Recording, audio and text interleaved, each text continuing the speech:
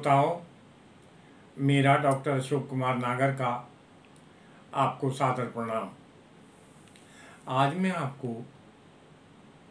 7वीं सदी में लिखी गई संस्कृत के महान कवि आचार्य दंडी द्वारा रचित 10 कुमार चरितम की कथा सुनाने जा रहा हूँ। 10 कुमार चरितम संस्कृत के उत्कृष्ट काव्यों में से एक है और इसमें 10 कुमारों के जब वो दिग्विजय यात्रा पर निकलते हैं तो उनके पराक्रम का वर्णन है। ये संस्कृत साहित्य में गद्य काव्यों में बहुत ही प्रसिद्ध रचना है। महाकवि दंडी के जीवन के बारे में जब हम खोज करते हैं तो पता चलता है कि इनका काल जो है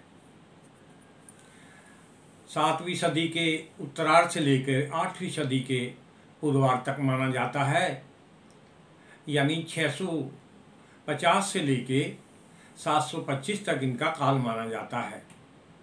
और ये जो पल्लव सम्राट थे कांचीपुरम के विष्णुवर्धन द्वितीय, उसके राज दरबारी कवि थे। संस्कृत में एक बहुत प्रसिद्ध कवि हुए हैं भारवी।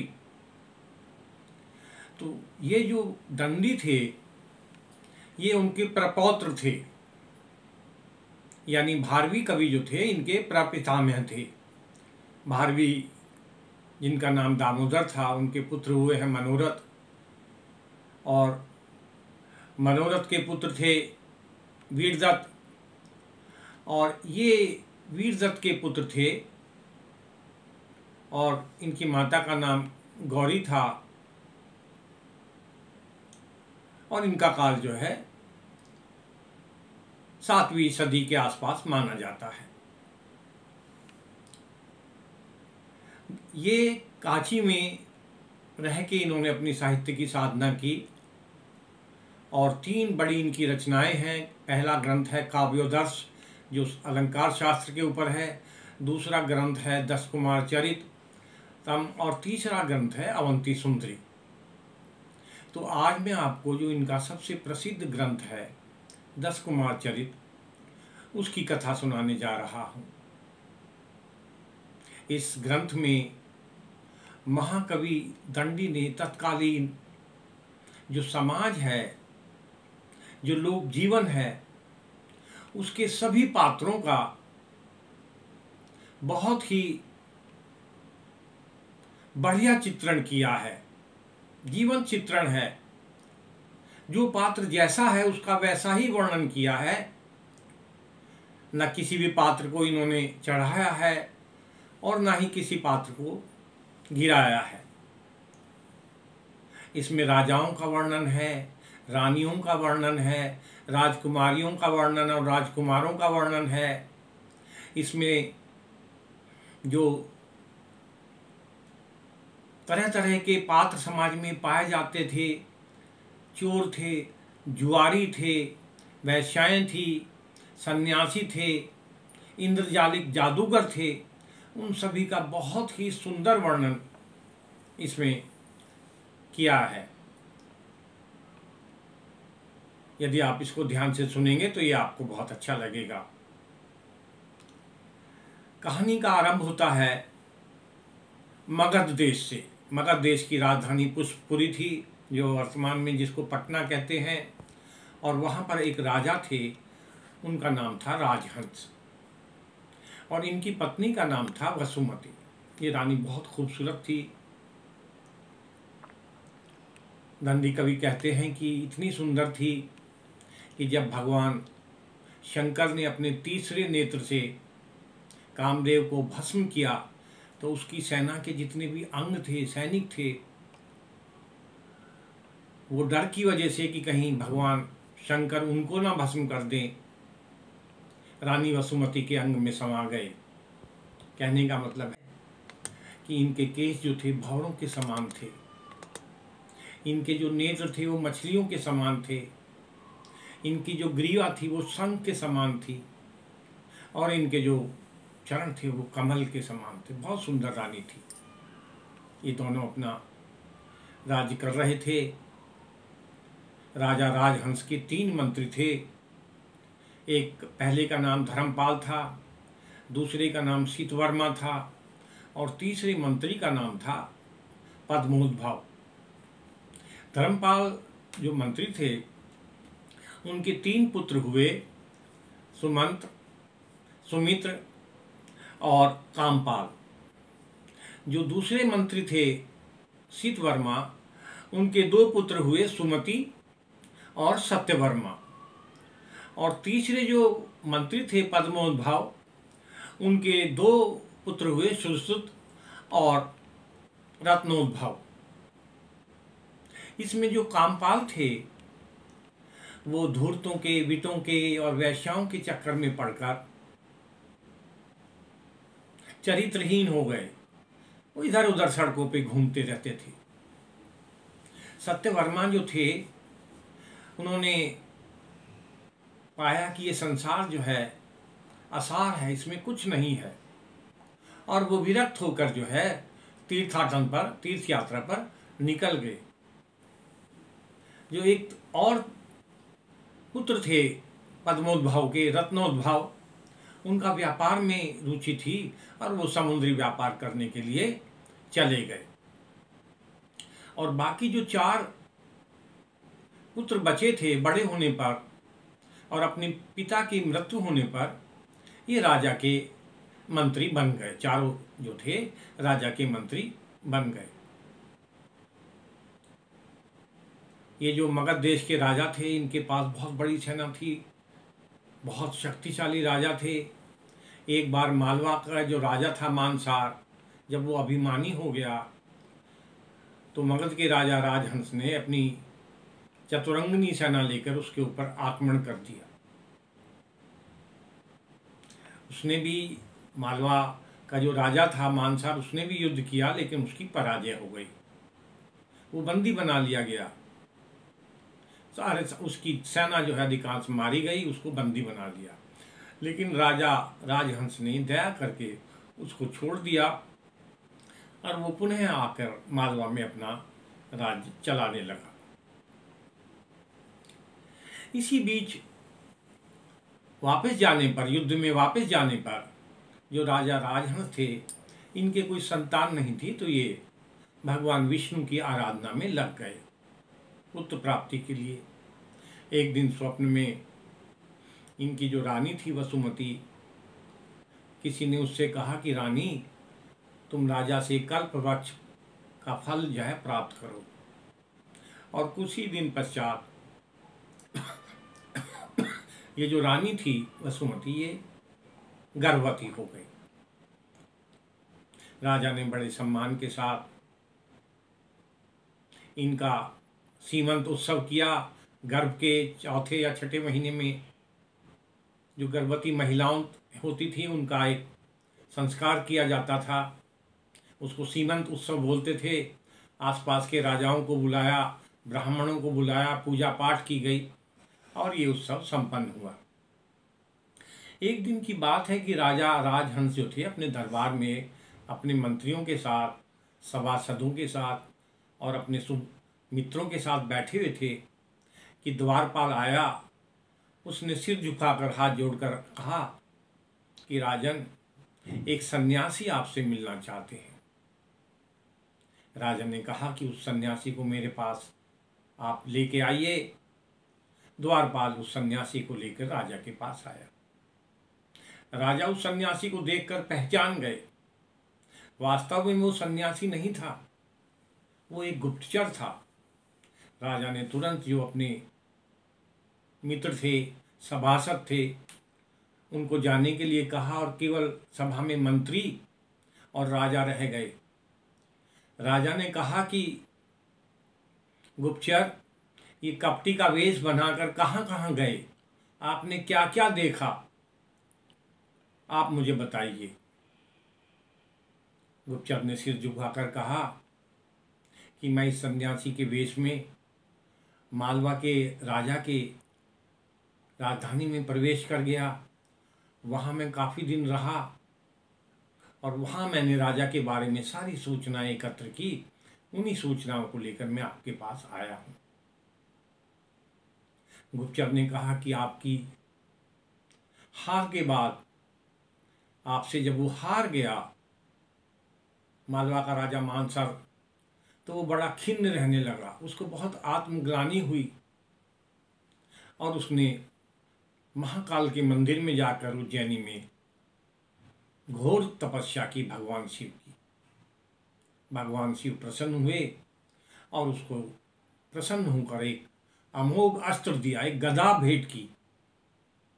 और उस गदा के प्राप्त करने के बाद ये जो मालवा का राजा है ये बहुत अभिमानी हो गया और ये चुपचाप जो है आपके ऊपर युद्ध चढ़ाई करने की तैयारी कर रहा है। बाकी आप राजा हैं, जैसा उचित समझें वैसा करें। ये कहकर गुप्तचर चला गया। राजा ने अपने मंत्रियों से परामर्श किया। अधिकांश मंत्रियों ने कहा कि इस समय हमारा युद्ध करना ठीक नहीं रहेगा, हमें किले में ही छिप कर रहना चाहिए। लेकिन राजा जो राजहंस था वो नहीं माना, वो भी युद्ध की तैयारी करने लगा। तभी गुप्तचरों ने बताया कि मालवा का राजा जो है मानसर, वो अपनी सेना को लेके मगध में घुस गया है। तुरंत राजा ने अपनी रानियों को सैनिकों के देखरेख में, सैनिकों की सुरक्षा में विंध्याचल के वन में भेज दिया और युद्ध के लिए अपनी सेना लेकर चल दिया। दोनों सेनाओं में भयंकर युद्ध हुआ और अंत में जो मालवा का राजा था मानसर, उसने भगवान शिव की दी हुई इस गदा का उपयोग किया। इस गदा को राजा राजहंस के ऊपर फेंका। राजहंस ने भी अपने तीरों से इस गदा के टुकड़े टुकड़े कर दिए, लेकिन ये तो अमोघ अस्त्र था, इसका तो प्रभाव होना ही था। गदा का एक टुकड़ा राजा के सारथी के ऊपर गिरा और सारथी की तुरंत मौत हो गई। एक दूसरा टुकड़ा राजा राजहंस के ऊपर गिरा और राजा राजहंस जो था ये बेहोश हो गया। सारथी के मरते ही और राजा के बेहोश होते ही सेना में भगदड़ मच गई। जो राजा के रथ के घोड़े थे बेलगाम हो गए और वे राजा के रथ को लेके भागे और संयोगवश उसी जंगल में पहुंच गए जहां रानी को छिपाकर रखा गया था, रानियों को छिपाकर रखा गया था। जब कुछ बचे हुए सैनिक और जो मंत्री थे उन्होंने राजा को ढूंढा और राजा का कहीं पता नहीं चला, तो वो दुखी होकर रानी के पास गए और रानी को बताया कि इस युद्ध में मगध के राजा राजहंस की हार हो गई है और राजा का कुछ पता नहीं है। रानी बहुत दुखी हुई और उसने निश्चय किया कि मैं अब जीवित नहीं रहूंगी।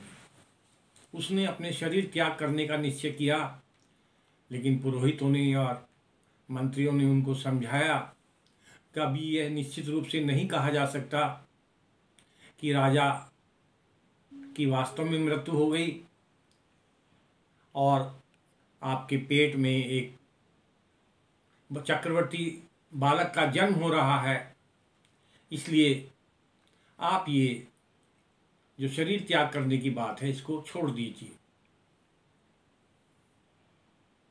रानी शांत हो गई, लेकिन रानी वास्तव में बहुत दुखी थी। अर्धरात्रि में रानी चुपचाप जो है, जब नौकर सो गए, अपने शिविर से निकली और पास के एक वट वृक्ष में जाके अपनी चादर से फंदा बनाकर अपने शरीर त्यागने के लिए, फांसी के लिए तैयारी करने लगी। उसी के पास में राजा के जो घोड़ों का रथ था वो फंसा हुआ था और वो घोड़े जो थे असहाय होकर वहां खड़े हुए थे, क्योंकि उनके पहिए जो थे जमीन में फंस गए थे। रानी ने मरने से पहले कहा, फांसी लगाने से पहले कहा बहुत धीमी आवाज में कि राजा, मैं अगले जन्म में भी आपकी ही पत्नी बनी। उधर राजा को जो है होश आ गया था और राजा ने रानी की आवाज़ को सुन लिया। राजा ने बहुत धीमी आवाज़ में रानी को पुकारा और रानी तुरंत दौड़ कर वहाँ गई। देखा तो राजा वहाँ पर रथ में पड़े थे। मंत्रियों को बुलाया गया, वैद्यों को बुलाया गया, राजा को कैंप में ले जाया गया और कुछ ही दिनों की मरहम पट्टी के बाद, चिकित्सा के बाद राजा स्वस्थ हो गया। कुछ दिनों पश्चात रानी ने एक सुंदर पुत्र को जन्म दिया और उसका नाम राजवाहन रखा गया। राजा जो थे अपनी पत्नी को लेके एक बहुत बड़े ऋषि थे, वामदेव ऋषि, उनके आश्रम में गए और कहा कि मुझे जो है भगवान शंकर की आराधना करके मालवा के राजा ने परास्त कर दिया है। मैं भी कोई ऐसी तपस्या करना चाहता हूँ जिससे कि मैं अपने दुश्मन से बदला ले सकूँ, अपने राज्य को वापस ले सकूँ। आप मुझे कोई उपाय बताइए। ऋषि वामदेव ने कहा कि आपको तपस्या करने की कोई ज़रूरत नहीं है। ये जो आपका पुत्र होगा ये चक्रवर्ती राजा बनेगा। आप कुछ दिन धैर्य रखिए, इंतजार कीजिए। जिस समय राजा को पुत्र की प्राप्ति हुई उसी समय जो इसके 4 मंत्री थे उनको भी एक एक पुत्र हुआ और उनका नाम प्रमति, मित्रगुप्त, मंत्रगुप्त और विश्रुत रखा गया। यानी जब राजा के पुत्र हुआ तो चारों जो मंत्री थे उनको भी एक एक पुत्र हुआ। तो इस प्रकार 5 कुमार हो गए, एक राजा का पुत्र और 4 ये मंत्रियों के पुत्र।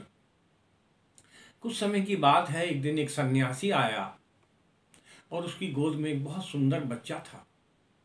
उसने राजा को ये बच्चा भेंट किया और कहा कि एक दिन मैं जंगल में गया था कुशा की घास और ये लकड़ियाँ लेने यज्ञ के लिए। तो वहाँ मैंने देखा कि एक स्त्री जो है वो विलाप कर रही थी। एक वृद्धा स्त्री जो थी विलाप कर रही थी। मैंने उस स्त्री से पूछा कि आप इस घनघोर वन में यहाँ क्यों विलाप कर रही हैं? उस स्त्री ने कहा कि मैं जो मिथिला के राजा हैं प्रहार वर्मा, उनकी नौकरानी हूँ, उनकी बच्चों के परिवार के लिए धाय का काम करती हूँ, नर्स का काम करती हूँ। और राजा प्रहार वर्मा रानी वसुमती के सीमंत उस समय जब आए हुए थे मगध में, तो तभी जो है मालवा के राजा ने हमला कर दिया और राजा प्रहार वर्मा भी मगध देश के राजा की तरफ से लड़े, लेकिन उसमें हार हो गई और वो अपनी जान बचाकर और सैनिकों को लेके भागे। हम भी उनके साथ थे। जो उनके 2 जुड़वा बच्चे थे, एक मेरी गोद में था और एक मेरी पुत्री की गोद में था। अचानक भीलों ने हमला कर दिया और वहाँ राजा के सैनिकों को सब लूट लिया। राजा तो जैसे अपनी जान बचाकर भागे, लेकिन हम पीछे रह गए। अचानक एक सिंह जो है मेरे ऊपर झपटा। मैंने इस बच्चे को पास में पड़ी हुई एक मृत कपिला गाय की गोद में फेंक दिया। तभी एक शिकारी ने तीर मारकर इस शेर को मार दिया। मैं बेहोश हो गई और उसके बाद वो जो शिकारी था वो बच्चे को लेके न जाने कहाँ चला गया और मेरी जो पुत्री थी जिसके हाथ में, जिसकी गोद में दूसरा बच्चा था, न जाने वो कहाँ चली गई। अब मैं राजा के पास जाऊंगी एक बार और राजा को ये सारा हाल बताऊंगी और इतना कह के वो स्त्री चली गई। ये जो सन्यासी था ये आसपास उस बच्चे को ढूंढने लगा और पास में ही एक चंडी देवी का मंदिर था, वहाँ गया तो देखा वहाँ कुछ भील लोग जो थे, किरात लोग जो थे, इकट्ठे हुए थे और वो एक बच्चे को देवी की भेंट चढ़ाना चाहते थे, उसकी तैयारी कर रहे थे। बच्चे को किस तरह मारा जाए, भेंट चढ़ाने से पहले तीर कमान से मारा जाए या पेड़ पे लटका के गर्दन काटी जाए, ये आपस में वो चर्चा कर रहे थे। तब ये सन्यासी वहाँ पहुँचता है और कहता है कि मेरे पास एक मेरा बच्चा था, मैंने उसको एक पेड़ की छाया में लिटा दिया था और जब मैं लौट के आया तो वो बच्चा मुझे वहाँ नहीं मिला। मैं उस बच्चे को ढूंढ रहा हूँ, वो मेरा अकेला बच्चा था। क्या आपने मेरे बच्चे को देखा है? भीलों ने कहा कि एक बच्चा हमारे पास है, क्या यही आपका बच्चा है? यदि ये आपका बच्चा है तो आप इसको ले लीजिए। इस प्रकार सन्यासी ने उन भीलों से वो बच्चा ले लिया और वो राजहंस को भेंट में दिया। राजा राजहंस ने उस बच्चे का जो नाम था वो उपहार वर्मा रखा और वो बच्चा भी राजा के बच्चे के साथ में पलने लगा। एक दिन राजा स्वयं जो है एक तीर्थ स्थान पर स्नान करने गए, तो जब वो लौट रहे थे स्नान करने के बाद तो भीलों की बस्तियों से गुजर रहे थे, तो वहाँ उन्होंने देखा कि एक भील की जो कन्या है, युवती है, उसके हाथ में एक बहुत सुंदर बच्चा है। राजा ने उस भील युवती से कहा कि हे भामिनी, आपकी गोद में ये बच्चा कहाँ से आया है? ये आपके वंश में तो नहीं पैदा हो सकता, ये कहाँ से आया है? उस भील युवती ने कहा कि कुछ दिन पहले भीलों ने मिथिला के राजा प्रहार वर्मा के काफिले के ऊपर हमला किया था और वही लूट में मेरे पति को ये बच्चा मिला। मेरे पति ने मुझे लाके ये बच्चा दिया। राजा समझ गए कि ये जो मिथिला नरेश है, प्रहार वर्मा उनका दूसरा पुत्र है। उन्होंने कुछ धन देकर उस भील युवती को ये बच्चा ले लिया और इस बच्चे का नाम अपहार वर्मा रखा। ये भी बच्चा जो था राजा का, राजहंस के जो पुत्र थे राजवाहन, उनके साथ इसका भी लालन पालन होने लगा। कुछ दिनों की बात है कि ये जो सन्यासी थे वामदेव, इन्हीं के आश्रम के सन्यासी थे जिनका नाम सोमदेव शर्मा था। वो राम तीर्थ में गए तीर्थ करने और रास्ते में उनको एक वृद्धा औरत जो थी वो विलाप कर रही थी, रो रही थी। उसने पूछा कि भाई आप यहाँ क्यों रो रही हैं? और उसके हाथ में एक बच्चा था, बहुत सुंदर बच्चा था। तो उस वृद्धा स्त्री ने कहा कि मैं जो हूँ राजा राजहंस का एक मंत्री था, रत्नोभव, उसकी जो है मैं नौकरानी हूँ, धाई हूँ, और उसने जो है एक सुव्रता नाम की बहुत धनी वैश्य की पुत्री से विवाह किया था। एक दिन वो दोनों नाव में आ रहे थे, मैं भी साथ में थी, कि अचानक नाव डूबने लगी। मैंने बड़ी मुश्किल से लकड़ी के तख्ते की सहायता से उसकी जो पत्नी थी रत्नोभव की सुव्रता, उसको बचाया और किनारे पर ले आई। ये जो सुभ्रता थी ये गर्भवती थी और कुछ ही समय पश्चात नदी से जैसे ही बाहर निकले वहाँ पर इसने एक पुत्र को जन्म दिया। मैं उस पुत्र को गोद में लेकर नगर का रास्ता ढूंढने निकली थी कि तभी एक बहुत ही जंगली हाथी ने उसके ऊपर आक्रमण कर दिया। जब जंगली हाथी ने आक्रमण किया तो ये सोमदेव जो था ये भी पेड़ के पीछे सब दृश्य देख रहे थे। जंगली हाथी के ऊपर एक शेर झपटा और जंगली हाथी ने इस बच्चे को सूंड से उठा के, जो इसने जमीन पे रख दिया था, इस स्त्री ने उस बच्चे को सूंड से उठा के आसमान ऊपर की तरफ को उछाला। इस बच्चे के भाग्य में अभी जीना और लिखा था। तो पेड़ पर बैठे हुए एक बंदर ने इस बच्चे को फल समझकर लपक लिया और जब देखा कि ये फल नहीं है तो एक बहुत बड़ी डाल के ऊपर इस बच्चे को सुला दिया।